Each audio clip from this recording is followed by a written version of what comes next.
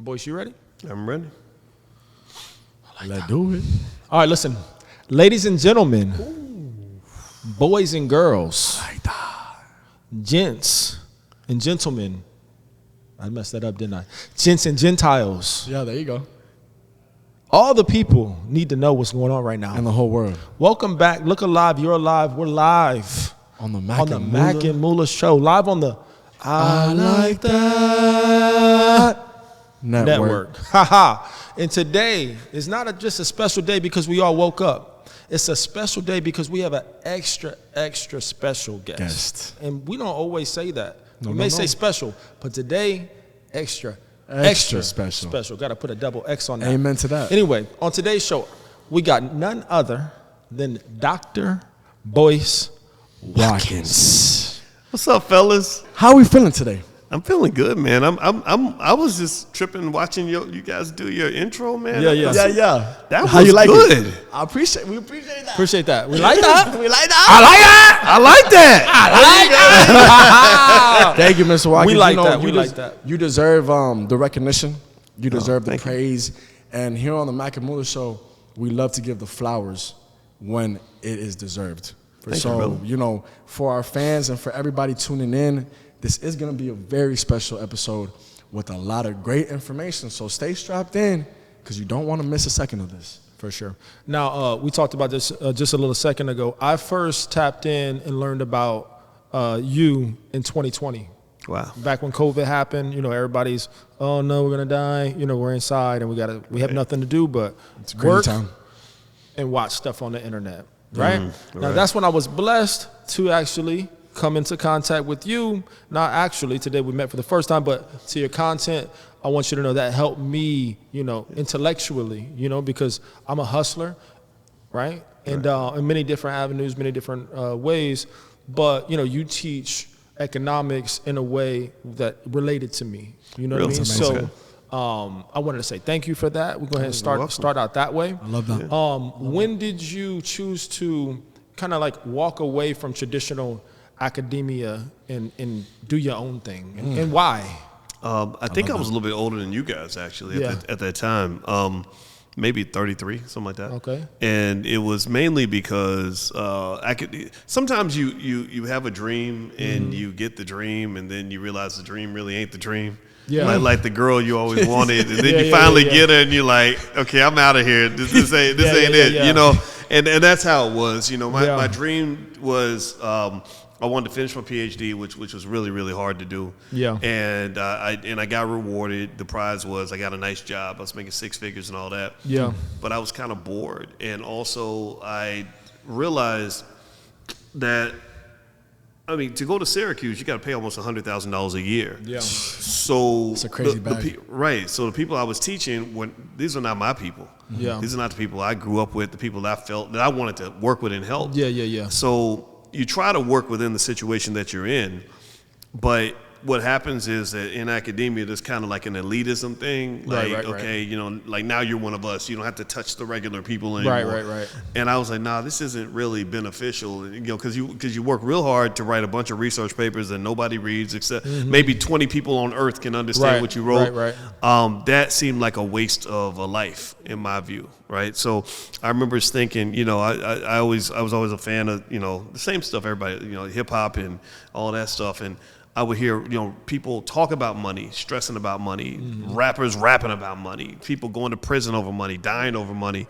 And I was an expert in money. My whole PhD was in money. So in my view, I said, well, since everybody thinks money's so important, we should probably learn how it works and learn how to get it safely so that it doesn't cost us more than money. Because that's the thing, people lose. To get money, people will lose things that money can't buy. Right. Right. You lose your peace of mind. You lose your freedom. You lose. People stressed out. I know people that went to prison trying to get like a little bit of money, not even a lot of money. Right. Yeah, for sure. And so that led me on this journey, man. And it's still going. And it's been a blast. And I'm really glad people are receptive, because at that time when I kind of first got started, I would go to urban radio stations and they'd be like, black people don't want to hear about wealth. Yeah. I'm like, why not? All the rappers are rapping about money. Why the hell would you think people want money? Right. They do. So I was really happy because the culture shifted. You know, it's I give a lot of credit to Jay-Z when he made that album 444. Yeah. Because the way he released it. Yeah. What, say it again? I was gonna say the way he released it. I liked it because he just had that part where he said something like, "Wealth is my only hope." You know, I want freedom instead of selling dope. It was something like that, right? Okay. So he's talking about generational wealth, investing, simple ideas that are really important. And because right before that album came out, I talked on the phone with a guy who was like the road manager for Beyonce. He did all the concerts and he arranged all the, you know, and we argued on the phone, me and him, for like 2 hours, because he was like, "No, man, you got to understand, you know, Jay is really pro-black," and I said, "Well, if he's pro-black, then why don't you act like it? You know, if you really are about something positive, who let our culture get so negative and destructive in the first place?" And I don't know if that conversation played out or not, but shortly after 444 came out, and So you heard it here first. I didn't want to interrupt you. no, it's But okay. Dr. Boyce Watkins inspired 444, basically. I He wish I could say he that. was like the catalyst. He planted the seed because he was talking shit to somebody, and then that ended up getting to Jay, and he's like, "What? Now I'm not black. I'm OJ." You know what I mean? You know what He I said mean? he He put the came seed out, on and it. It is what it is. Ghostwriter. Put the seed on it. Put Give the him his seed on credit. it. Okay. So for that one, I cannot take credit for that. But what I can say is, what I can take credit for is, you know, Young M.A. Yeah. Of course. She got discovered on my Facebook page. Really? Yes. She was like an unknown artist. I saw her out her song. She's super talented, right? Extremely so talented, so yeah. I put it on my page because I said, you know, this is a talented artist, but why are we always rapping about murdering each other? Yeah. Like murder music, nothing good comes out of that shit, right? No, I agree. And it went viral, and next thing you know, she got a record deal. And the reason I bring that up is because this is something that she has said in multiple interviews. You said that it went viral because of controversy based off what Dr. Watkins said. Yeah, he said some things. See, then I looked at it as negativity, you understand? But now that I've developed and everything, I kind of look at it like it's a blessing. Right, so it's not like the Jay-Z thing. That might be a stretch. I have no idea if Jay-Z doing it, you know. but still though, it was a battle because really, you go back to like 2010. Wasn't nobody really talking about wealth like that, Right, You know, 100%. and now it's like a common conversation, and that's what I wanted. But that's very natural. Yeah. You know, why wouldn't, as a man, why would you not want to provide for your family? Right. Why would you not want to be at peace and happy and successful and educated and wealthy? But my generation in the 90s, somebody came in and pissed in the Kool-Aid. Yeah. They fucked up hip-hop. Hip-hop was not like that. It was the man.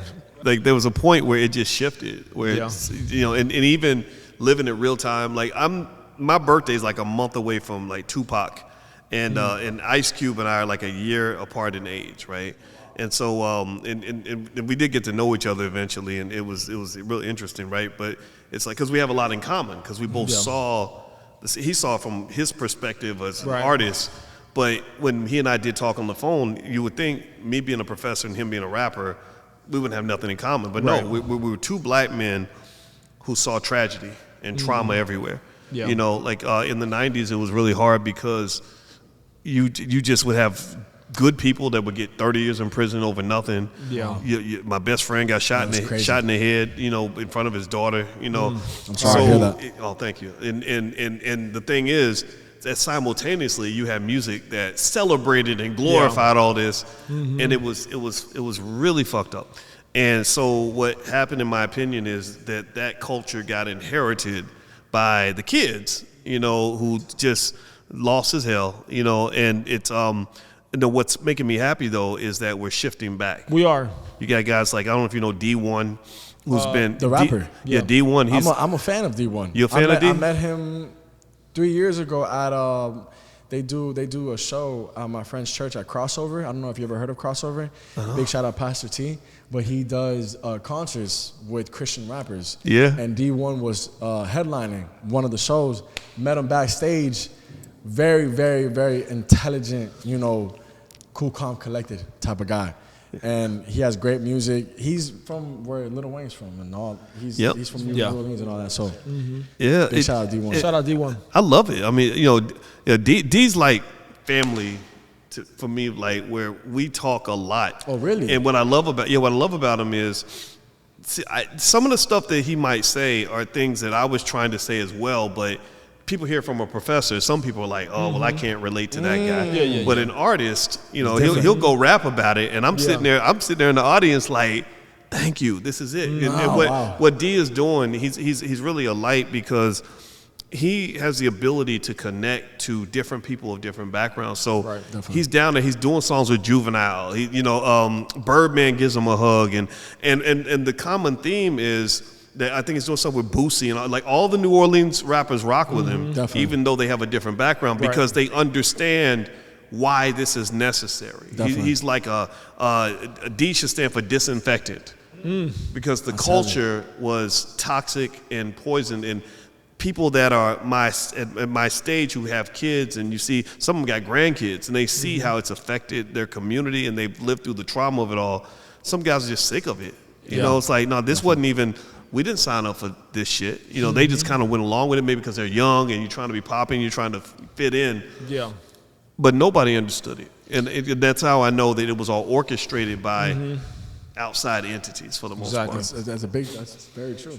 It's tough even for me as an artist, listening to music these days. It's just like, man, like I don't want to hear that, like, I agree with you. And everybody has a microphone. Everybody has a platform. It's people can make a phone. Bro, some of the music, yeah, man. I mean, some of it's great. It's still great music. Yeah, but I just sit back and laugh. From my perspective, when I look at NBA YoungBoy, I see like, I'm like, okay, he's on drugs, right? Like, that's what you see. I don't want like he's retarded, right? Right, he's got retarded on drugs. Shout out to him. Sorry, brother. But really just be like, out of respect for that though, you're really just talking about children that are damaged because they're products of a really damaged environment. Yeah. And I think that's what ends up making him relatable. Because it's not just the home environment that kind of just fell apart, but also the public schools. They ain't teaching kids how to read and shit. So, you're more likely to fit in sometimes if you're illiterate than you are if you actually have certain skills. I like that you said that. And, bringing in the school situation, I would love to get your perspective on what do you think should be taught in schools? Like what should we change to have a better outcome for the young kids growing up? Oh, first off, you got to have schools with people in there that actually care about the kids. True. I know a lot of people who love the kids and want to help them, but they're not getting that support. Unfortunately, you got people in there that are just, the kids are the cash cows, money, right? Yeah. Second of all, you need to have some financial literacy up in there. Like really, education should be done not in a way where you just do something because somebody told you to do it. Education should be something where you start with the end and work backwards. You say, what problem are you trying to solve? Then you learn how to solve it. Like, so if I give you a hammer and a nail, you shouldn't just be walking around looking for shit to hammer. But I say, hey, let's build a house. Right. And then you go find the tools that'll help you build the house. You see? Right. So in my mind, I'm thinking, if I'm looking at a kid, I imagine him, what about when this young man is 35 years old and he's got a wife and kids? What are his problems going to be? What problems is he going to try to solve? I guarantee you 9 times out of 10, money is one of those problems. Biggest problem. Big time. Right. So why not make sure he is well prepared in terms of not just financial education, but really, if you have somebody in his family that loves him and really cares about him, you'll start buying shares of stock for him. The same way you could buy shoes and phones and clothes, you can buy shares of stock. It costs $5-10 to buy shares of stock. We in line of McDonald's. Hey, son, let me buy you $20 worth of McDonald's stock, and just you leave it there. Right. You're so right. Yeah. And that piles up. Like people understand that's the compound interest is the most powerful force in the universe, man. Yeah, for sure. Right now, for example, Apple stock's like $200-something a share. 20 years ago, 25 years ago, you could have bought it for like $5. Right? So imagine if every time, let's say you go back to 2007, when you guys, I guess, were probably like what, middle school, high schools, 07, elementary school. I was in middle school. Middle school, okay. Yeah, I'm trying to do the math here. So back then, let's say you go early 2000s, And every time you got an iPhone or an iPod or an iPad or whatever, they bought you the same amount of Apple stock. Right. Every time. They like still get you all the stuff that you want, but just do this other thing too. Both of you would have hundreds of thousands of dollars in the bank right now. Right. Right. So the reason a lot of people don't do it is because one, they just don't know that. Maybe they just don't know how much this stuff grows. But then number two, we're not always thinking about the future like that. You know, we're kind of living in the moment, living in the present. And then number three, we have a culture that is not, it's anti-wealth. It's the job of the system is not to train you to be a boss and a leader and an investor. They want you to be somebody that's going to get up and go to work every day. A drone. Right, that's it. Yeah, you got to. They need drones. Capital. A droid rather. Yeah. What was that? A droid. A droid. Yeah, droid, yeah. drones, Droid. all that. Right. Yeah. Capitalism is. I call it like a pimp and hoe type scenario, right? Yeah. It really is. No, Capitalism does not work without its hoes. Right. You know, like you really need a class of people, millions of people that are gonna go to work every day, and then they're gonna take their money and go shopping, pay rent to the landlord, stuff like that, and that's the only way that it works. Yeah. So they don't really have the incentive to design a whole system where you got millions of kids that want to have their own businesses and be investors. They don't want that. They don't want that. It won't work. Right. So what they do, and in fact, I heard this. Now, this was a conspiracy theory that I heard, but I actually wouldn't be surprised if it's true. I heard somebody say that Rockefeller gave a lot of money to the school system to structure the curriculum in a certain way. Because Somebody did. Yeah, he said, I don't really want a bunch of people that want to do what I'm doing. I need people that are going to get up and go to work every day. For sure. Right? I'd believe that. Yeah. That's what that's why I like that the tides are turning a little bit. Now I don't know what they're gonna invent to kind of turn us back into hoes when the tide totally turns. Right. But I am liking, because we talked about like the music and why maybe I don't want to say young boy again, but why people are rapping about just ignorance. Like, I shoot you in the face, I do this, I do that, and I was rapping about that shit when I was younger. To be honest, let me have a confession. That's okay. Confessional now, moment right now. You didn't really shoot nobody in the face, did you? Not in the face. Okay. Oh. Not in the face. It's turning into Vlad TV in here. So don't be confessing now. Not at all. No, I'm saying, don't. This ain't Vlad. We ain't trying to get you indicted, man. Go ahead. But anyway, I'm only sharing this because I want people to, to learn and grow from this, like I did. But my point is, I think what you see is what you're gonna, is gonna be your ceiling, right? So when I was, young in my neighborhood, that's really all I saw was my neighborhood. My mom was broke, my dad wasn't around. So who looked cool was the people getting girls. Who's getting the girls? People selling drugs, people with the money. Not people with jobs. Like literally, it was, you would be shunned, you would be made to feel like you're not cool if you had a job. You know what I mean? Even today, they still make you try to feel like that. Even today, I'm not that age anymore. So, but it is what it is, right? So, eventually I got out of that, but that lifestyle is truly what I ended up living, right? Now I actually am selling drugs. Now I actually do have people trying to rob me. Now I actually do have to defend myself. Now I actually am like hostile, right? So what am I rapping about? My actual existence. You know what I mean? So I think really what we're missing, obviously the schools are important in what they teach, but it wasn't even cool to pay attention in school like that, right? Now, I'm intelligent, I always have been, so I just kind of could coast through school. It wasn't an issue for me. But I think what we're really missing is when they spiked the punch, when they made the rappers start rapping about, I don't know if anybody, I don't know what happened. Was it the drugs? Was it the crack? Was it the, you know what I mean? I'm not sure where it started. It was a lot of it, man. I mean, really, for a lot of it, you really got to go back as far as the 60s. Yeah. You gotta go back. You had Martin Luther King, Malcolm X, all that stuff, and they were like, we don't want that shit. So they get those guys killed. Right. And then suddenly out of nowhere, all this crack appears in good communities, you know. And now we know more in terms of what was going on behind the scenes. But, yeah, you can't underestimate the sinister power of the CIA. Yeah. With PSYOPs. They're probably doing something to us now. We just don't know. We'll know about it in 30 years. Oh, it's in the air. Yeah. You see how the we had chemtrail situation. we had the chemtrails going on. Yeah, that you know. I mean, people say that's a conspiracy theory, but I feel like sometimes I wake up, I'm seeing 30 things in the air, and I'm like, that's not supposed to be those there. don't look like clouds. You know what I mean? Yeah, you know what I mean? know, Like, 'cause that's but, crazy. But continue. I'm sorry. No. I mean, I don't. I mean, to your point, I would say some of the stuff is in plain sight. Like, it's been proven that the ingredients and shit they put in the food are killing everybody, giving them cancer or whatever, right? So you go deeper. You had the crack appearing in black communities. Suddenly, you got 12-year-olds walking around with AK-47s. Right. You know, a lot of us didn't even know how to get a gun like that, right? But you know, how does a 12-year-old get that? Then with that, you're breaking up the family unit, and that becomes just the central defining force of everything. The 90s music was not cool because then you started really glorifying it. You didn't talk about it like, it's one thing if you're just narrating it and saying, okay, this is what happened, this is what I used to do. It's another thing when you make the drug dealer the coolest person in the neighborhood. And there's already a natural part of that in the sense that, you know, when you're a young guy and you want to get ahead, you want to get the girls, right?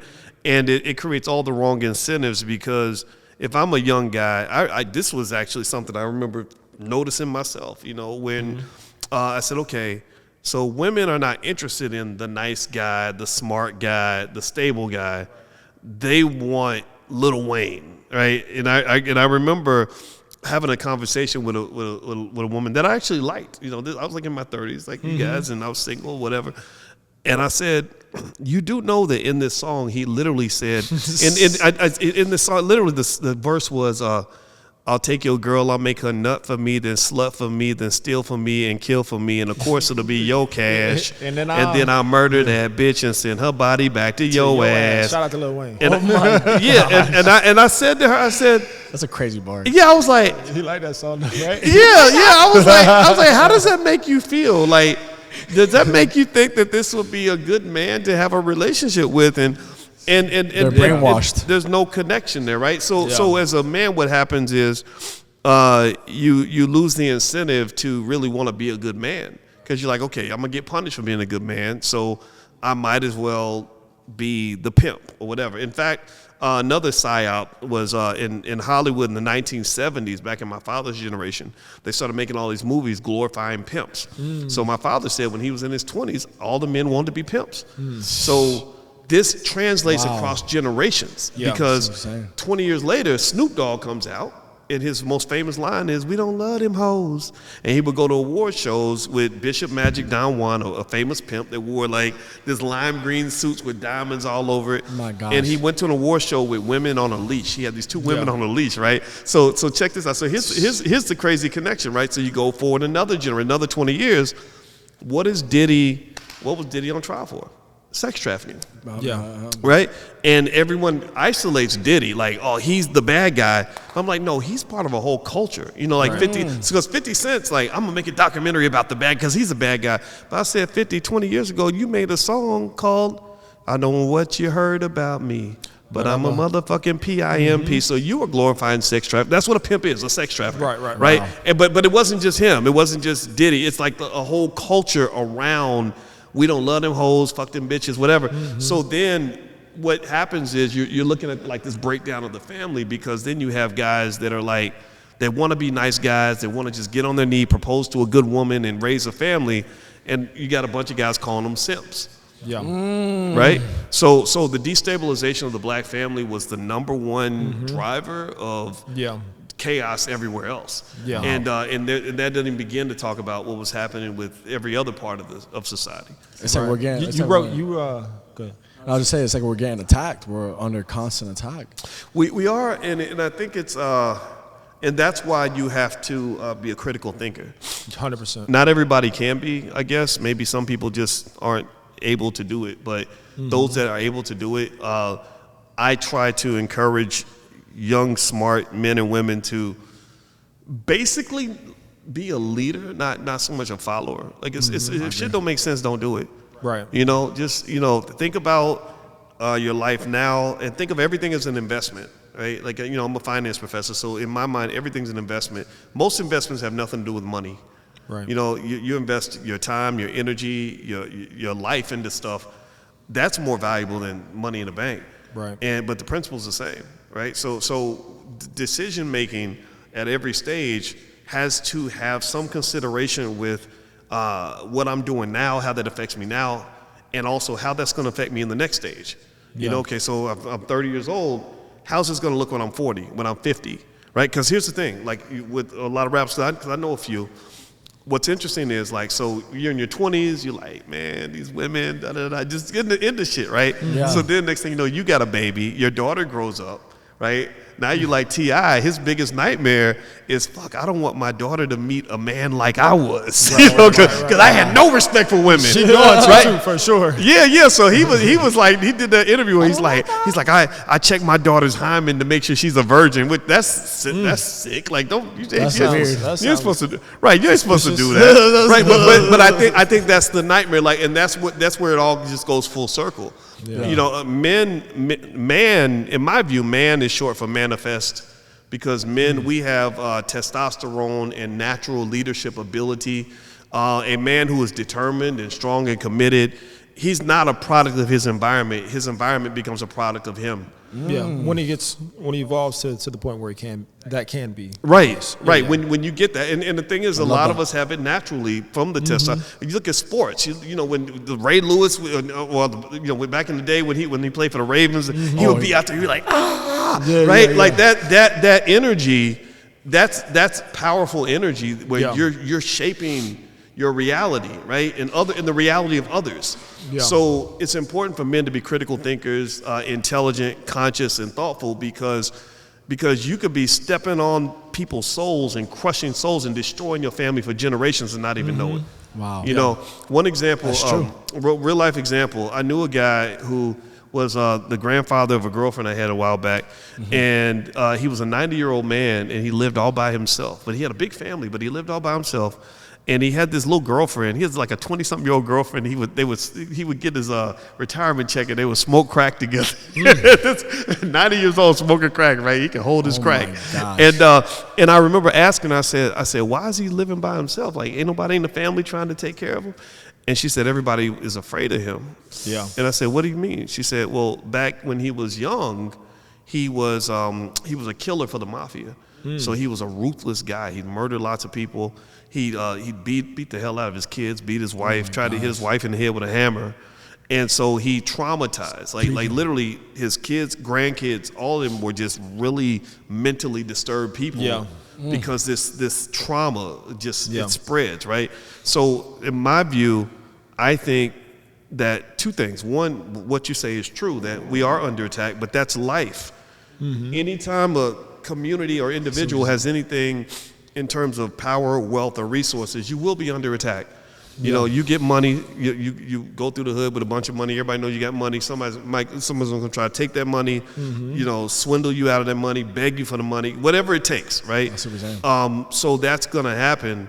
And the bigger question is, what do you do about that? Right. So the way you defend yourself when you're under attack is you have to be conscious. Because if you're weak and you're a follower and you just do what you're told, like some of us do, then they're gonna walk you right into the rat trap. Right. And that's what it is. It's that simple. And if people think critically, like you're saying, and what Boyce is saying, Dr. Boyce, sorry, no disrespect, is saying when he says think critically, is think a few layers deep. You know what I mean? Like in chess, we're not. It's chess, not checkers, right? In checkers, I'm just trying to take that piece, and I'm not thinking about the end game. In chess, I'm thinking 5 moves ahead. You got the Bobby Fishers of the world, and chess masters. You know, they're thinking all the way to the end game, right? So essentially, everything we do is kind of like throwing a rock into a pond, right? It has a ripple effect, and it's extremely important that we realize that. And I think that the way you explained everything as far as in the Black community, what took place is pretty much why you're sitting here today with us. Your B1, Black First movement, essentially wouldn't be necessary if it wasn't for that. You know what I mean? But I just wanted to, kind of highlight that and get you to talk about that a little more as far as your B1 movement and what you mean by that, and you know what I mean? Yeah. Well, the term B1, I did not come up with that term. Okay, I've heard you say it first. That's why I thought you coined it's cool. I appreciate it. Yeah. You know, there's a brother named Professor Black Truth. I don't know him. Okay. But I'd heard it and I just liked it. B1. B1. Yeah, B1 Black Never First. heard of that before. Well, Black First is simple. It means you take care of your own people before you start serving everybody else. Right. And every other community does that. You know, Asian community, they're real good at putting them. They're C1, baby. Right. You know, and so my belief on that is real basic. It's not about hating anybody else, because hate is bad energy to carry. Very negative. It's very hard to do. It's really about saying, okay, before, like if I'm talking to both of you brothers, like before I get into like Democrat, Republican, and gay or straight, whether rich or poor, are you educated or not, put that to the side. You know, do we have the similar interests? Let's start with where we are. We have something in common, right? So basically, I say we know what the problems are, right? We know that the problems lie pretty much in three main areas: health, wealth, and relationships. You know, do you want your people to have better mental and physical health? If the answer is yes, then we cool. Do you want your people to have better relationships with each other? You know, stronger marriages and families and everything else? If the answer is yes, then we're cool. Do you want your people to be financially secure and not end up broke, struggling, corporate slaves, financially desperate? If the answer is yes, then we can talk, right? Okay. You start with where you connect as opposed to all these stupid divisions. You know, a lot of these divisions are built to be distractions. Yeah. You know, like for example, I'll hear people say, they'll talk about a politician like Jasmine Crockett. They'll say, oh, we got to support black women. But then when a black female Republican shows up, they're like, oh, fuck that bitch. Right? So I'm like, wait a minute, I thought it was support black women. They decide They choose when they want to. Right. Like, we do that a lot, though, you know? Yeah, well, you know, my position on it is simple. No politician should tell you when you're supposed to be black and when you're not. Like a Democrat and Republican politicians don't have that right. You have that right. Absolutely. So I support people. I have friends on all different sides of the political spectrum, because you gain more when you listen to people who disagree with you. And that's been forgotten. You know, people go into these echo chambers, like they get into X, they start fighting, and it becomes a civil war. And it's not beneficial to anybody, and you're dehumanizing other people, and you're dehumanizing yourself. Right. You're behaving like a damn animal and being completely insensitive, right? Somebody gets shot, and you're like, well, she deserved it because she's a Republican, you know, whatever, right? Yeah. Or you know, and then at the same time, so your behavior is low vibrational. And then also you're dehumanizing other people. You're defining them by their political affiliation, not as human beings. So I think that speaks to the fact that in the age of AI, people got to get back to real life, right? Like disconnect from the internet, stop judging, stop sort of looking at the world through this like sort of social media lens where we have these different factions. It's a lot of that now. Right. But usually when you meet people in the real world, it's a whole different energy. Right. You know what I mean? Experience too. It's like road rage, you know? People flicking you off, honking on, and now we're both at the stoplight and you just sit there right quiet. now. Unless you meet somebody that's really that crazy. energy? Where's that energy at? Yeah, man. You know, I think love is a powerful energy, and I think you carry with love, and like you and I were talking about earlier before we started. The fact that you guys greet with such positive energy, that brings out, even bad people are going to become good people because they know they're in a safe space with good positive. So the way, because believe me, if y'all had greeted me like a couple of assholes, then I would have became an asshole. Or I would have been standoffish. You know what I mean? I would have been like, man, fuck you too. You know what I mean? I mean, like we don't even know each other, so it's like even more of like a, you know, like, man, I don't feel comfortable. For us, is like, we always look to make everybody around us as comfortable and feel as wanted as possible, because we know that's first and foremost, that's the type of people that we are. Right. The type of people that we just been built up that way. And then we also know that most of the time what you put out, you're going to get back in. There you go. So people are going to have, you know, something nice to say about you, or they're going to want to be around you. They're going to want to help out. And when you create that network based off of how you are internally and how you treat people, it makes you even more of a better person, of an asset to whatever project that you're a part of. So, you know, it's important that we lead.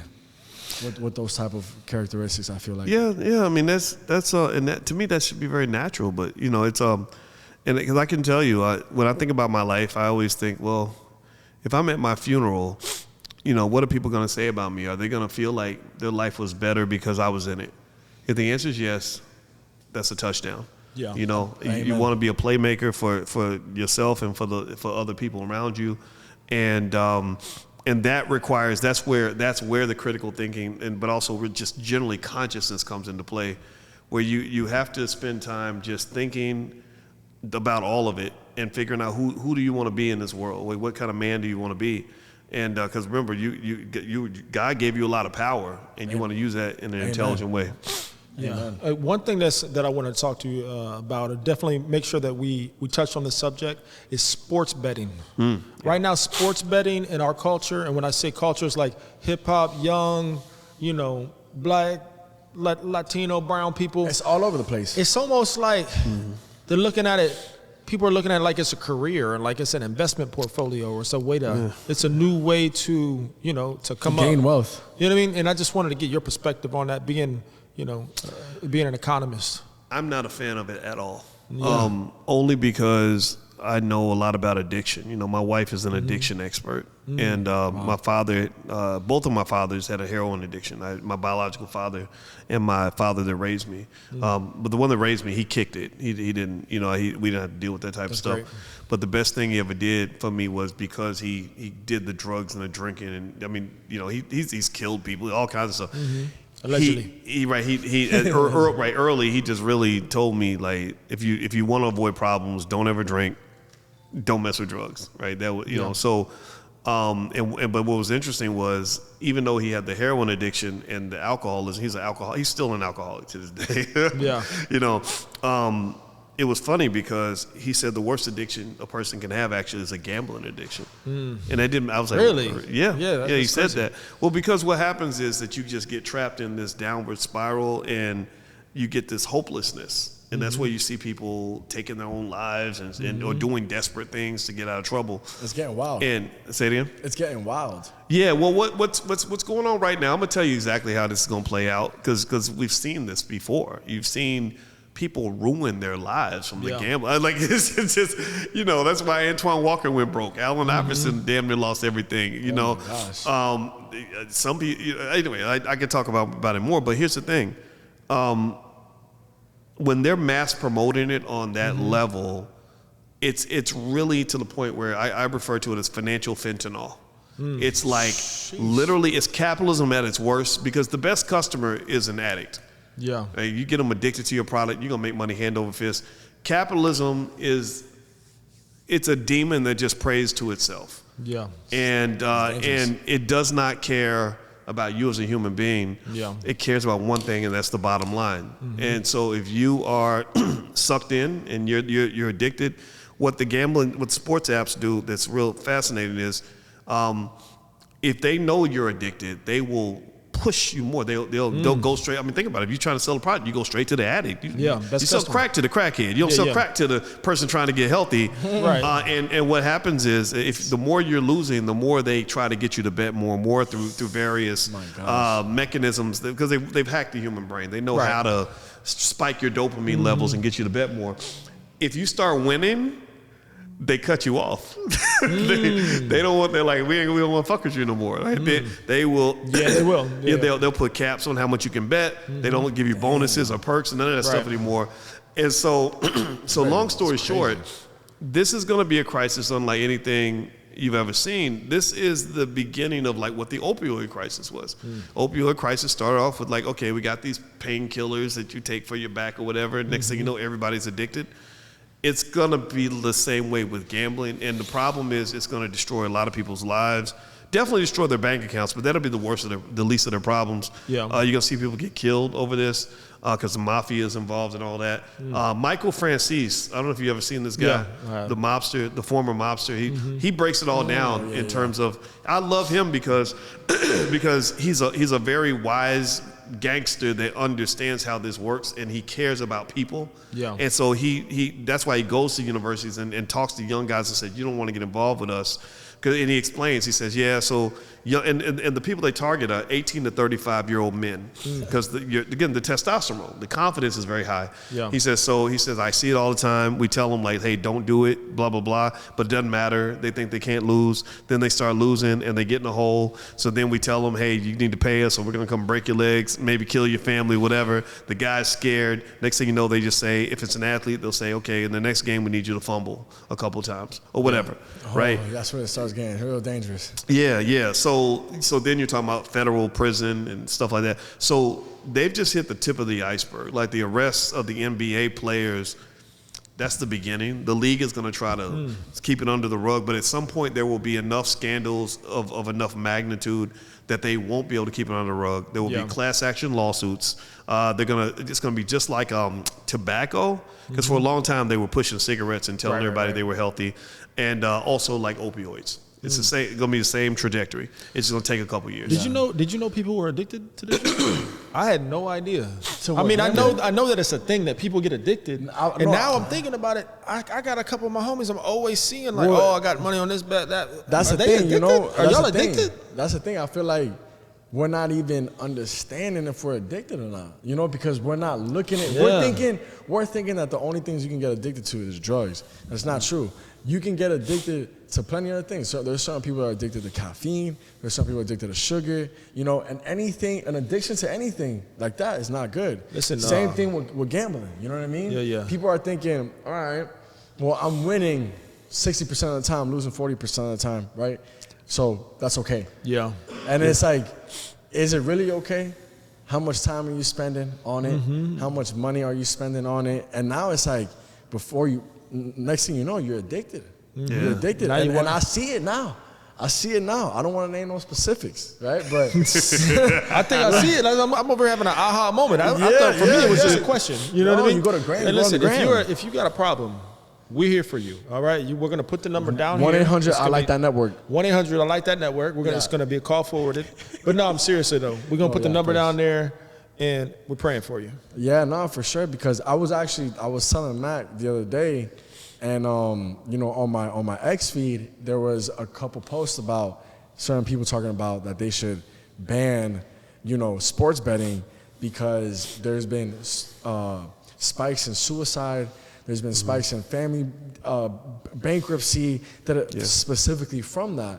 And it's like, but nobody's advocating. There's no advocates about it. There's nobody that wants to stand up and be like, not that nobody, but they're not pushing that. They're not putting nobody in power to be like, oh, go talk about why people shouldn't go gamble.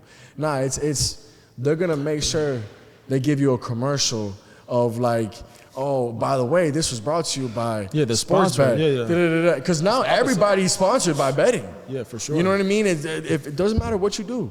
Now you got a sponsor, one of them for sure. Like, for example, the biggest rapper in the world, he's got a state sponsorship. Drake's and what do they do? sued. They're constantly, if they're on stream or whatever the case might be, and they're betting millions of dollars, right? So what does that do to the young people coming up, seeing that? Well, if he can do that, if he's doing that, why should I not do that, right? And if he's able to get a couple $1 million off of this, I could maybe get a couple $1 million off this if I stay true to it. So it's dangerous. It's dangerous. I feel like it's a big smoke and mirrors. Yeah, well, this whole thing. Let me make this completely clear. Sports betting is the mind fuck of the century. They are ruining people's lives. Drake, right now, he's being sued because he was part of all of this, right? A lot of those bets he was making, that was not his money. Right. That was, we're going to give you some money. We need you to place big bets, and we'll give you $1 million, but we're going to make $10 million from all the people that are influenced by you. Wow. Right? Drake won't be the only one to get sued. A lot of them will get sued. And the reason it's the mindfuck of the century also is because you have the police station being run by the drug dealers. There's nobody in authority that is influential on young people, nobody in hip-hop, sports, none of that. I agree. That has any incentive to go out and say, hey, don't do this is bad.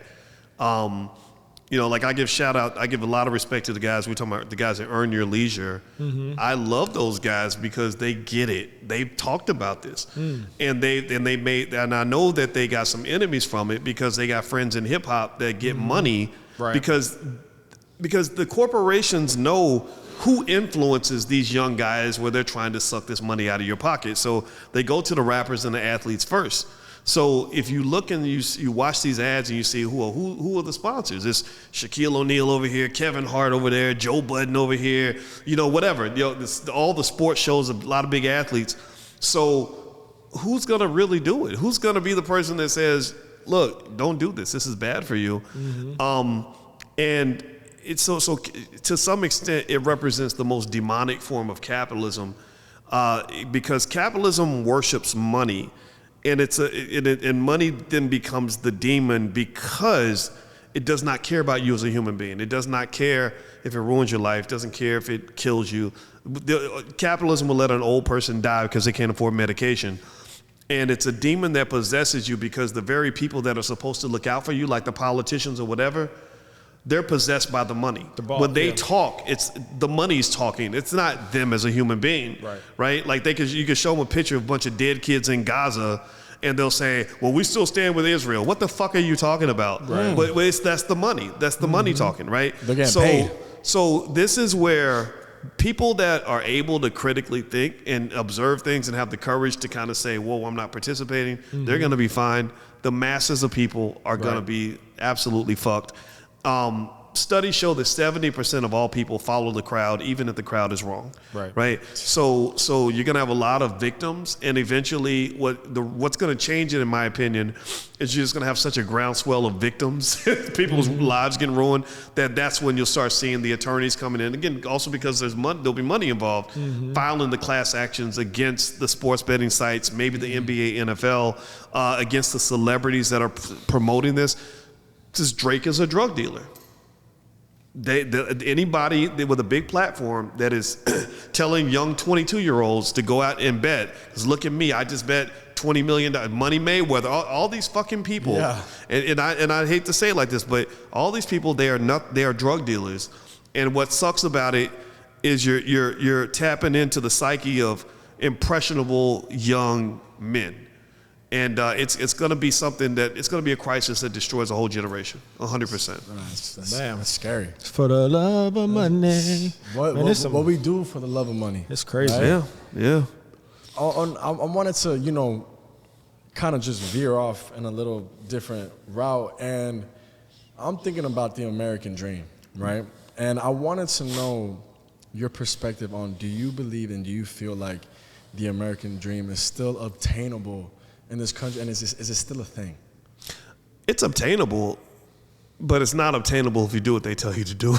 Yeah. It's not, the American dream. See, in my parents' generation, they taught us that the American dream is obtained by going to school, making good grades, going to college, take on a little debt, then get you a good job, work till retirement, and by that time you'll have some wealth. And the wealth will come from like owning a house, and then if you're lucky, you go to the number one wealth driver in America, which is the stock market. The stock market is the number one place to build wealth. So you ask, does the American dream exist? It does. Remember, America is the richest country on earth on a per capita basis. The amount of money we have is crazy compared to other countries. Even in the black community, where people say, oh, we're broke, we're poor, we ain't got nothing. If the black community was a country, we would be one of the 11 richest countries on the planet. We'd be right up there with Russia. Right? So yes, so there's abundance out there everywhere. The problem, and this comes from that demon of capitalism that's possessed your politicians, is that inequality has been rising.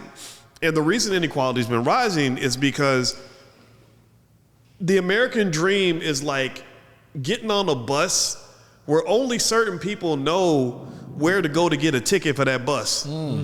Right?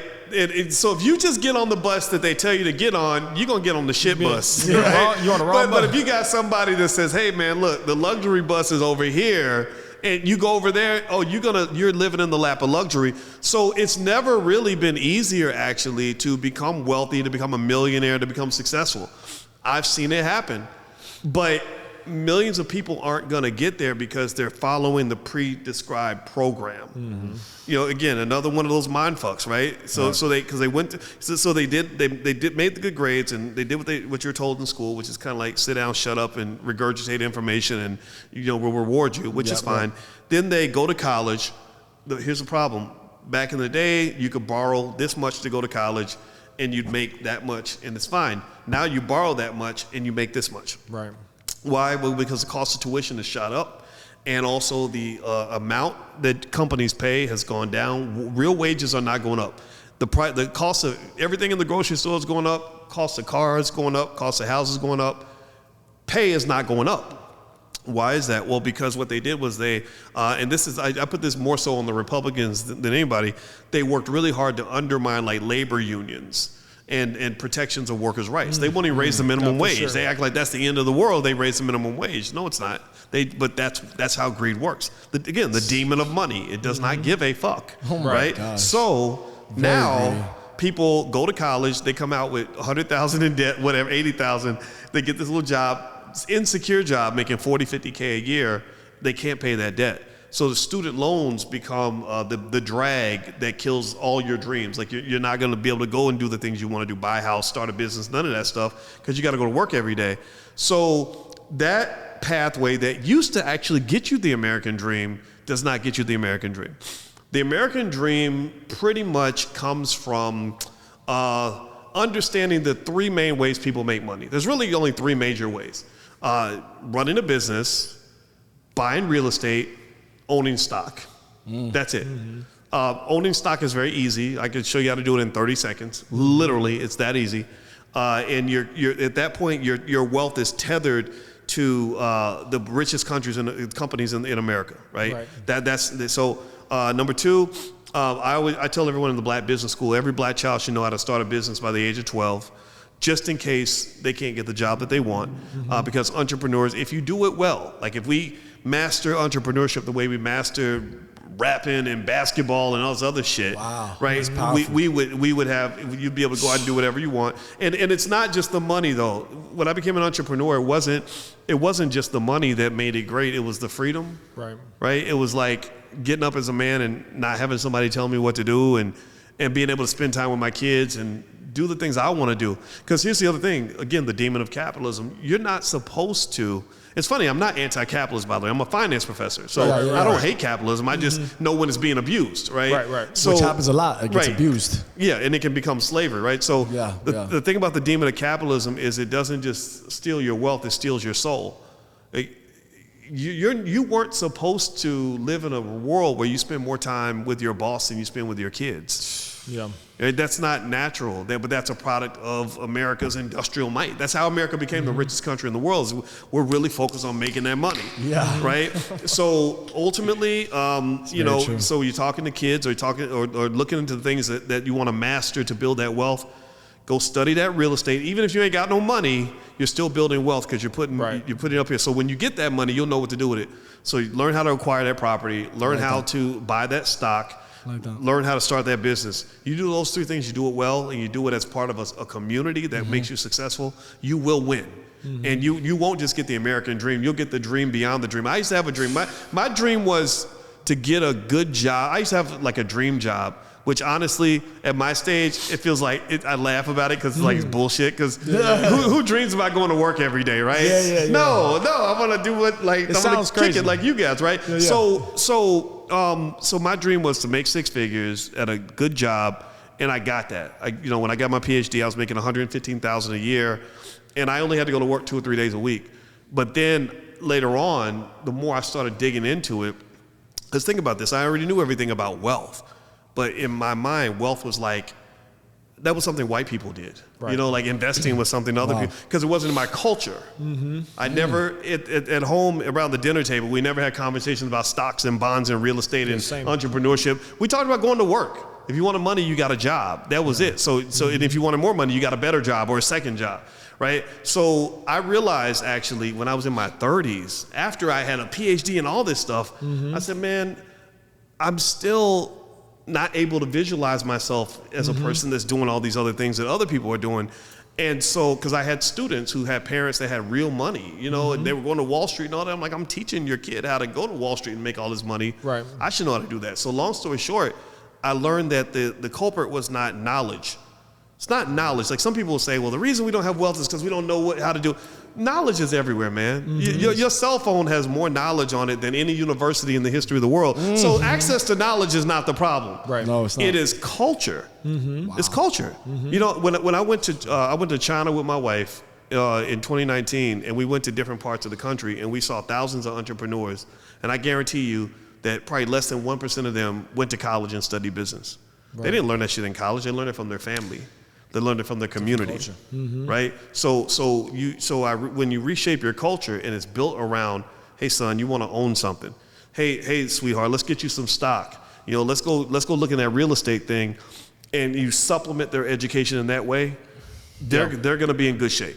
You know what I mean? And 100%. It doesn't have a lot to do with like the formal education. That's just a bonus on top of that. So the American dream it is real. It does exist, and in fact, it can exist in an abundance. Like, once I shifted my culture, I wasn't thinking about making $115,000 a year.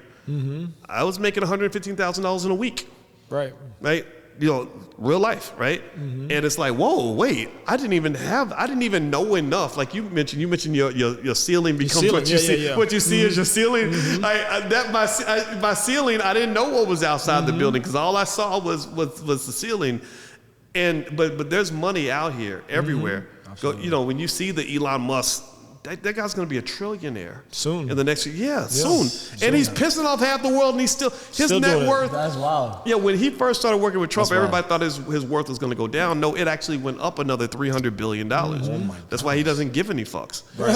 So you master that wealth. That is, in my view, the quickest, easiest way for a man or woman to go through life and be able to truly have access to the freedom that you want. Yeah, I love that. So I know I spoke a lot. I didn't mean to keep going on. No. You said a lot, and you said a lot that needed to be said. You know, I encourage everybody to go ahead and rewind that. You know, because you're gonna need to do so to soak it 10 times. I'm not surprised that you said, you know, I had a PhD in finance before it really clicked for me. Like I'm over here still thinking like wealth was for white people. Wealth is, you know, that's just something somebody else does because I had that same exact experience. You know what I mean? Yeah. So I feel really blessed. I have 2 sons. I feel really blessed that they see me as an example and they see what I'm doing. I'm an entrepreneur as well. So they see me running businesses and doing this, and we go here and we do that. And we live different than way light and dark versus what I grew up with, right? But they see that so it's normal. Like this isn't like a brag moment or a braggadocious moment or whatever, but I went and got I ordered a Lamborghini like 6 months ago or something like that to spec it out, right? Nice. And my youngest son is with me. He's 12. And he's just sitting there like, I'm like, dog, you not excited? Like I'm over here like, this is my dream, brother. Like, get up. Look at like you're picking out materials and you can see like, you know, the guy's got it up on the model on a thing and it's whipping it around. You know what I mean? Like he's just acting like it's normal, right? But that's normal for him. So like the ceiling that he sees, you know, is so much higher, you know? And it wasn't until, for me, I worked for a company where, I saw the owners. I was like super close, you know, not far away from the owner. Like the difference between like working at Walmart, you never see Sam Walton or whatever, right? If he's still alive, I don't even know. But anyway, I saw this guy, and I'm like, man, you don't seem like you're all that smarter than me. You know what I mean? Like, and is that a Bentley? You know what I mean? Like, and I'm like, and then I became like, now I'm the prized possession of this company after a while because, you know, I'm just out here just doing the deal. And I'm like, but it changed my paradigm. And I think that's really what needs to happen for our people and for all people, you know, it's really to have that shift and to get that aha moment to go like, oh, wait a minute. You know what I mean? I'm over here, I'm playing the game wrong. You know what I mean? I'm on that bus that I thought was going to the American dream, but it's going to the American scheme. You know what I mean? That being said, Dr. Watkins, what would you say could be some good piece of advice we could give on how to rewire and reshape to get the culture in the right direction? That's a great question. Yeah, that is a great question. Well, you know, it's funny to your point, but it made me think about a joke. I'll tell the joke. that cool? Please do. Yeah. Okay. Please do. So I love a good joke. There's a guy who worked at some company. And he's in the parking garage, and his boss drives up in a new Rolls Royce. He's like, man, that's a really nice car you got, boss. His boss goes, well, Tyrone, if you work hard for 20 or 30 years and you show up to work every day, then one day I'll get a car nicer than this one. Right? Why gotta be Tyrone? Right? So, like, it had to be Tyrone. It had to be Tyrone. Right? So, that's the truth, though. so you're right, and that really is a microcosm of how America's built. It's like it's a horse and jockey kind of thing where the people that benefit the most are the ones who do the least work. Like America is driven by its employees, it's driven by its consumers that buy the products, but the beneficiaries are not the employees and the consumers, right? You go to work, you make money so you can go spend it. That drives the economy. But the wealth builders aren't doing a lot of that. They're doing something different. They're not getting high on their own supply, so to speak. Right. So with that said, to answer your question, you asked advice to change the culture. I think a lot of it starts with humility, and when I decided to make the adjustment, my first hesitation was, well, I know wealth, I'm educated, I know it. No, you don't. There's people that never went to college, that know things you don't know, and you have to accept that. You have to admit to that. So I had to approach entrepreneurship almost like a newborn baby, and realize I was a person who'd never even imagined being able to survive without somebody giving me a paycheck. I'd never had that experience. So I started to introduce myself to another way of thinking. So I would listen to podcasts where entrepreneurs would just tell their story of how they got from where I was to where they were. And that was like kind of the beginning, and just kind of humbling and saying, okay, I don't know anything, man. I gotta learn a new way of thinking. Yeah. And then immersing yourself in the culture, right? So think about it like this. If I wanted to be a rapper, how would I do that? What's the best way? Should I go to rap school, rap college? Right? Right. No, that's a corny way to do it. That wouldn't work. If I want to learn how to be a rapper, I gotta be in the culture. I got to hang out with rappers, see how rappers walk and talk, and be in the booth and listen to lots and lots of music and sink it into my subconscious so it becomes natural, right? So the same thing is true of being an entrepreneur. Being an entrepreneur requires like a different way of thinking. You got to think about money different, think about life different, think about work different. You're away from the 9-to-5 stuff. You don't have a boss anymore. You don't have external discipline, so you need self-discipline. So you have freedom, but you have to discipline yourself to protect the freedom.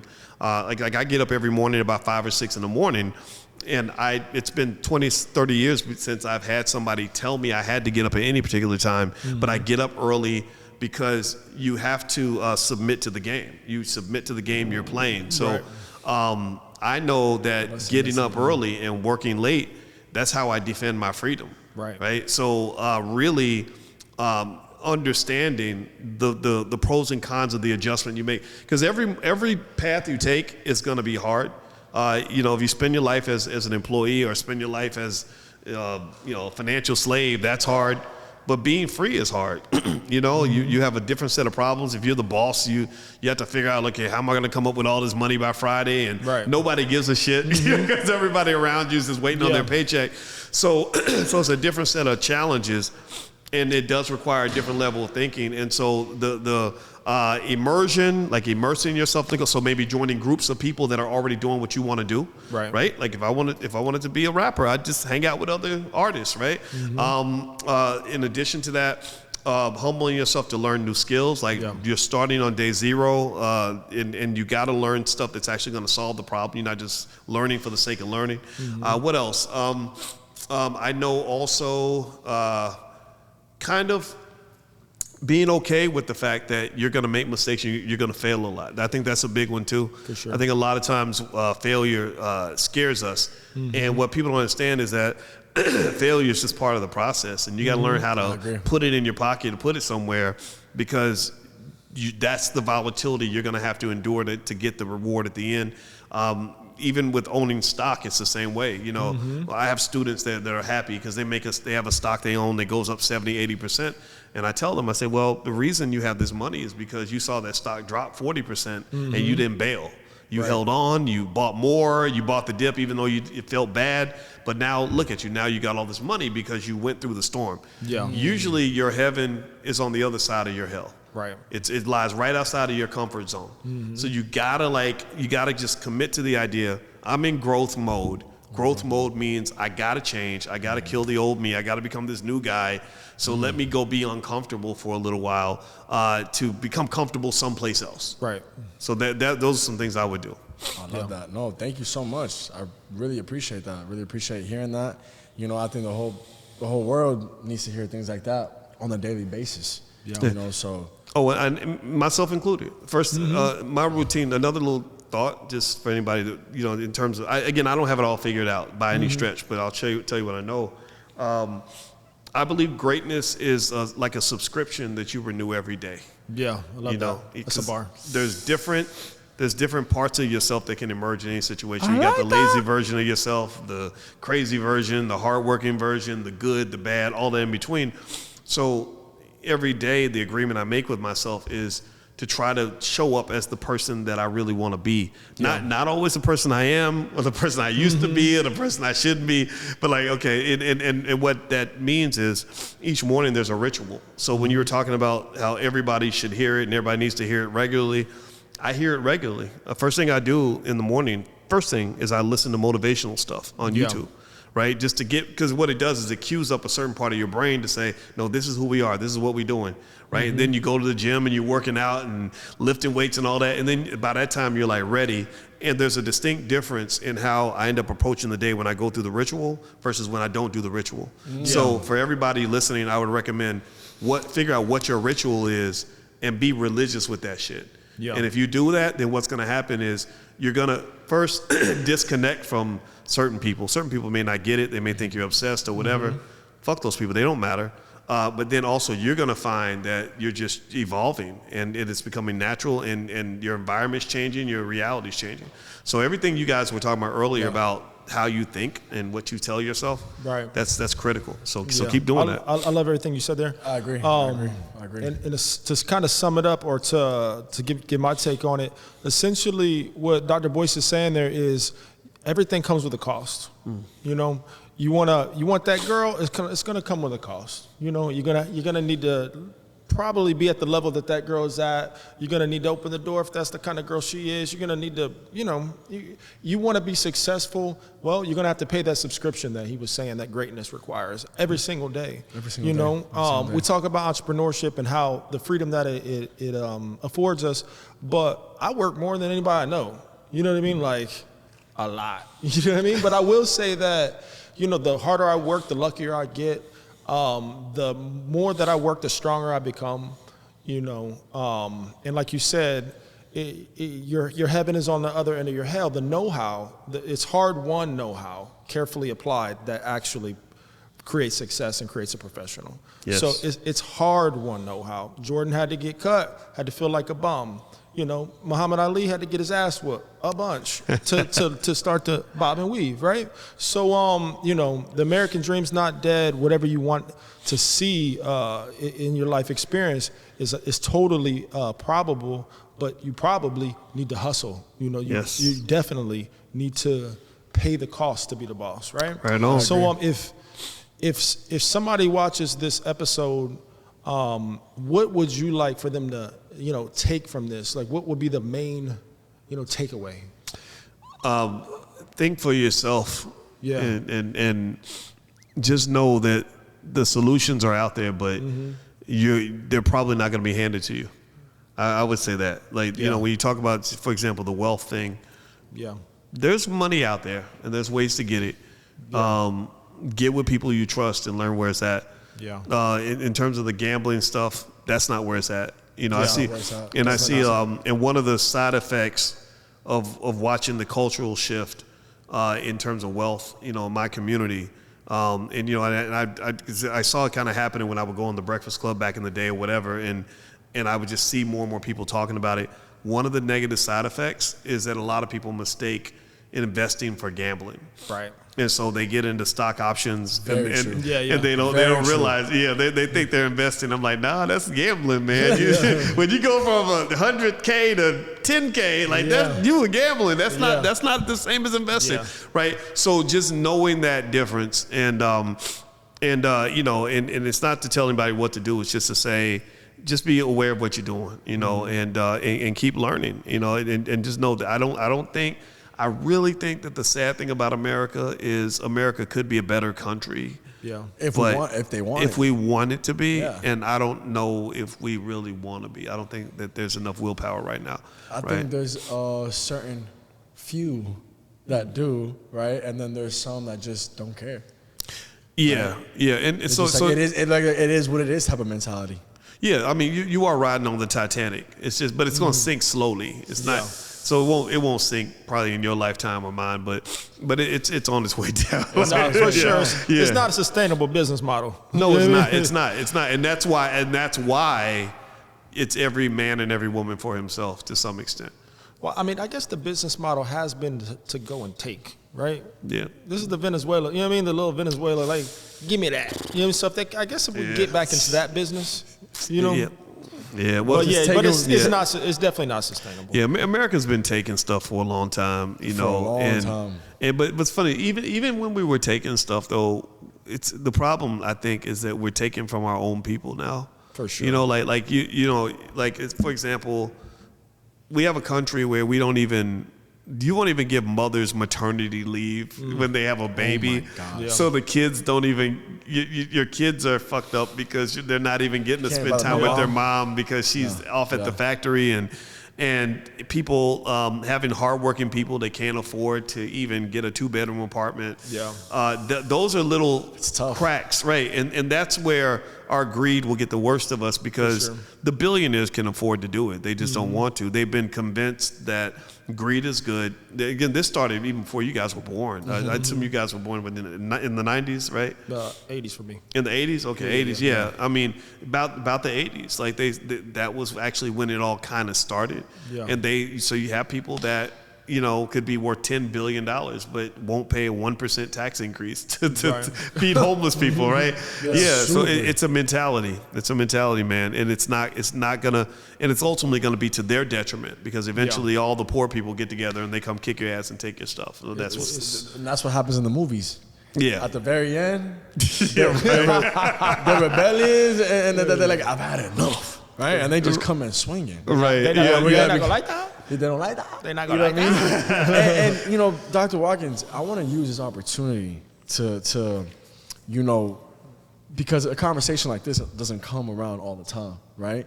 And me being part of the younger generation, I definitely don't feel like we have a lot of leaders on, you know, how to get the wealth, how to build the wealth. Where do we start? Who can maybe we look up to? Is there any websites that we can get into?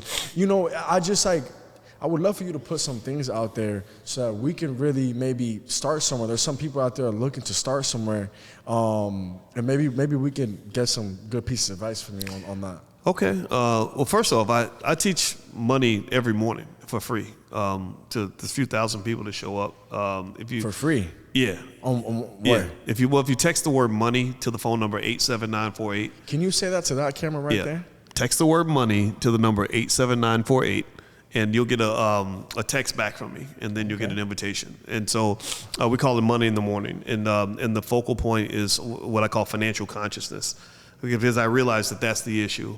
It's not knowledge. Sure, we could talk about balancing your checkbook and putting money in your 401k. It's really consciousness awareness. Because if you haven't convinced yourself to care about what we're talking about, then it's not going to matter. I can give you all the secrets to the universe, but if you come from a culture where that sort of information is not valued, then it's not going to work. Or if I say, hey, you know, if you invest, for example, if I say something like, you know, you spend $500 a month on your car, right? Yeah. Okay. Did you know that if you invest $500 a month in also in the S&P 500 for your child, then when the child's 30, they'll be a millionaire, right? But it doesn't matter if you either don't care about your child or you can't visualize 30 years in the future. That's consciousness, the ability, it's awareness, wow, right? That's powerful. Right? So So we just talk about money because I got that from my father. My father taught me. My dad was a cop, but he was also a gangster. You know, that's why I like Michael Francis, because he says stuff that my dad would say. Because cops and gangsters actually have a lot in common. Right. Yeah. And my father would just teach me through storytelling. He would just be like, "See that motherfucker over there?" I'd be like, "Yeah." He'd be like, "Well, he used to be the star of the football team. Now look at him. You know, he's doped up." Da da da. And I'd be like, "Whoa." He'd be like, "You want to be like that?" No. He'd be like, "Well, then don't say no to drugs, right?" Mm-hmm. So stuff like that helps. So that's kind of how we end up talking about money. And so I would say to any young person in general, also, there's a lot of people online that have very scammy sorts of courses and stuff. Like selling courses is kind of the thing, right? Selling courses. Right. And here's the thing. There are some good courses though. Right. So there are a lot of good ones. There are a lot of good ones. And remember, man, I mean, you're talking about there's people that spend $100,000 going to college. A year. And right. And a lot of times they didn't teach you shit. They didn't teach you what you really needed. I know a lot of people who, if they could give back their college degree and get their loans forgiven, they would give the degree back. Yes. Right. So you know, 100%. So paying for education is not the crime. It is the fact that there are people that are really good at selling and they have personality, and sometimes they don't really know what they're talking about, and they overcharge. So they'll get people paying $10,000, $20,000, $30,000 for something that a lot of it you could get for free online. So if I'm beginning, I would say before you get to where you're paying for a lot of stuff, do all the free shit. Right. You know, YouTube is a powerful place to learn. There's free classes at universities, excuse me, and then budget some time to just absorb the information that matters to you. You know, like if AI is what matters to you, just sit around and follow a bunch of influencers on AI, on Instagram that do AI. Watch YouTube channels. Take it in. And commit yourself to it every day, like a budget. You know what I mean? And it's hard for some people because I think for some of us it's hard to pour into ourselves on a consistent basis. Yeah, but that's a great habit to get if you want to win. You know, because think about it. When your boss tells you to show up every day and do 8 hours at that job, you know, you do that for 10 straight years. You done gave your boss 30, 40,000 hours or 10,000 hours, whatever the number is. Why can't you do that for yourself? And if you can't do it for yourself, you got to ask, well, why am I not as important as my job? Why am I not, you know, or why is investing for my kid not as important as me paying my car note so I can make the car dealer's kid rich, right? Because that's what they're doing. They're taking that money and they are putting it in the stock market. Right. So you should be doing that for yourself. That shouldn't be your last bill you pay. That should be your first. And just to tag on to what Dr. Boyce said there is everything you said was very actionable, right? It's something that you can go take the information you just said and actually do something, and you will get a product out of that for free. But most of the time that people aren't successful, I like to say, or I actually heard it said, for one of three reasons. They're either dumb, lazy, or arrogant. And almost nobody's dumb. You know, most, you know, and you can get to a point where you're probably not that dumb. Maybe like you actually have some kind of, you know, physiological kind of situation with your brain. That's different. God bless you. I'm sorry. You know, but most people are just lazy, right? You think you're procrastinating. Slow stepping. You're slow stepping until the step is no longer gone. No longer exists. You're letting opportunities just kind of go by the wayside. Yep. But the biggest thing is arrogance. And you said it was the humility, which is almost the opposite of that, right? Like you need to be humble enough to know what you don't know and be willing to learn, right? But most people are arrogant. They think I got that. Oh, I already know. I already knew that. I remember when I was young, and I still hear people say it to this day. They're like, oh yeah, I knew that about anything. You ever met somebody like that? Yeah. You're like, oh yeah, if you do this, you do that. Oh yeah, I know, because they don't want to look dumb. You know what I mean? But I learned as I evolved, like, it's okay to not know. And if I don't know, I'm going to ask you, right? Yeah, and if I don't know, I'll tell you I don't know, you know? So I just want to kind of throw that out there. It's just, don't let that be you. Don't be so arrogant that you think that it matters what other people think of you, and you're too proud to learn, you know? Yeah, that's dangerous. Learners are earners, and readers are leaders. Right? Yeah, you should learn. I'm a professor, right? We're supposed to know stuff, right? Yeah. Biggest thing I learned from getting a PhD was how little I actually know. Yeah. So when I have conversations, when I'm in my right mind, my goal is not to run my mouth and be the smartest guy in the room. My goal is to learn, Right. to listen, because you can learn. You can learn from anybody. Everybody's got a perspective you don't have. Yeah. And That's true. And you're better off taking in information than constantly spitting it out. Never be the person who thinks you know everything. It was always telling everybody what's the know-it-all. Nobody's gonna like you, and you'll be a blind dumbass. Because when you meet smart people, they're just gonna sit there and let you run your mouth, and they're not gonna tell you some stuff that you probably need to know. Right. Yeah. So I agree with you 100%. Yeah. Humility is a virtuous attribute, I think. And off of that, you know, it's really what it comes down to. What I feel like has helped me a lot is listening to what everybody has to say, taking the pieces that you believe are important and applying it to your blueprint, right? And then everything that you're learning, that you're observing, and you're getting from the outside world or from your parents or from your friends or even from music, you do your best to filter out what's the message that you're getting from it, how can you apply it to your blueprint, and then you make it yours.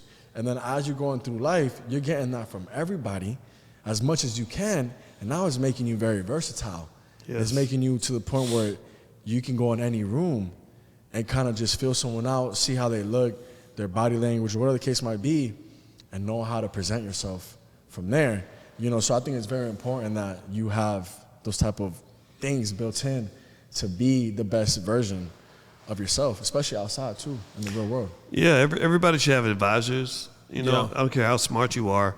You should have people the way you say, "What do you think? What do you think? What do you think? What do you think?"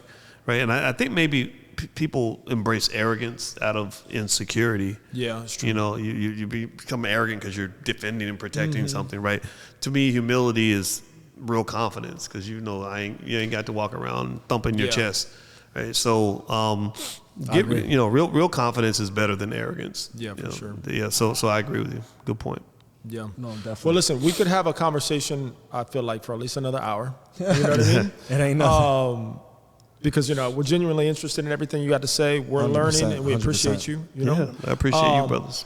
And that's not the only reason. It's also because you could keep on going. You're a wealth of knowledge, right? So where could people go and, you know, I know where, but where can people go and get that knowledge from you? Because you actually have, I don't know how many thousands of videos, but it's a lot, right? And you're up to like 9 figures in views, I'm sure. Where can they go to tap into this? To get into my class every morning, you can text that word money to the number 87948 on your phone. Okay. Or also go to drboyceelevate.com. So Dr. Boyce, it's just spelled like Joyce with a B. drboyceelevate.com, and you know, we can get to talking for free. Yeah. I love talking to people that listen. You know. So you're saying for free? Yeah. So you Yeah, I just want to make sure, because, you know, everything is free. You know what I mean? Like so this is a free opportunity that people can take advantage of and hear what you're saying for free. Yeah. Oh yeah. Yeah. The morning class is free now. Every single thing, huge. Right? Every single thing that we do is not free, because you can't. No, of right? course, You can't run a even business just on having free. that, But you're right. Yeah. I mean, we had the crazy. free class. Well, the model that we have with the Black Business School is that I just tell people, I say, at some point I will ask you for money for something, because we have people we got to pay. But I don't want your money if you aren't completely convinced that we can deliver what you're looking for us to deliver for you. Right. And that's before and after the transaction. You know, if you're not happy, then we'll give you your money back. And that creates a nice reciprocal relationship where they're helping us raise the money that we need, and we're giving them the value that they're seeking, and it works. And it's because charity is always better than trade, so we don't accept any donations. I say, look, if you want to donate, sign up for a class, right? And then same thing is on the other side, though. You know, if you say to me, well, how dare you ask me for money? I'm like, well, how the hell are we supposed to build something? Right. You know, and here's the thing. I'm going out of my way to prove that I can give you value, but I saw you spend money at 10 or 12 other businesses, not from our community, don't give a damn about you, and you didn't ask them to give their stuff to you for free, right? So why are you putting that on me? Because that's hard. That's the hard part about running a business as a Black man, is people want to believe that you must be scamming or something, and that's because we don't define the Black man as the boss or the business owner or the leader. Right. But if I showed up and said, I'm a UPS employee, you'd believe me. That would make sense. But when I say, oh no, I want to build an institution. I have a PhD, I'm a professor, I want to build a university. Who the hell you are to think that you know, who he think he is, right? People, it's like, they're quick to judge. Right. I'm not going to tell you who I think I am. I'm going to tell you who I know I am. Exactly. I'm humble, but I know I'm good at what I do. And we're slowly turning the tides on that too. Yeah, man, we got to, because if we don't, then we will never have businesses in our community. We'll just be a bunch of consumers and employees. Right. And in America, consumers and employees don't have any power. Right. You know, in the black community, they always talk about black spending power. Black people spend $1 trillion a year. That's nothing to brag about. You don't brag about how much money you waste. Right. You brag about how much money you keep and how you build on that. Right. So we got to shift that whole narrative. Just throw that shit out the window. Well, you got that here live and direct from the Mac and Mula show. Yeah. Right, where we're leading with love, we're leading with compassion, we're leading with helping each other out, reach each other to that next level, that next pinnacle, giving each other information that I have that you might not have, giving each other on that free love type of situation, and just reaching to the stars. You know what I mean? Like that's what I'm getting from not everything that we're talking about, but from this last part is just being able to collaborate in that way and feeding each other and nurturing each other with that right energy and being reciprocal and very intentional with what we're thinking, what we're saying, and how we're going about things on a daily basis, right? Yes. So I definitely, that's what I'm getting from that 100%. Right on. That was well said, brother. I And just appreciate like that. we out of here. Appreciate you. Appreciate you, bro. Brother Dr. Boyce Watkins. Dr. Boyce Watkins, legendary moment for us here on the Mac and Mula show. Mr. Watkins, thank you so much. Thank you, and brother. for giving us your time and for giving us all these gems. You came in here and you were just spitting the whole way through, so we greatly appreciate you. I hope you appreciate. You're welcome.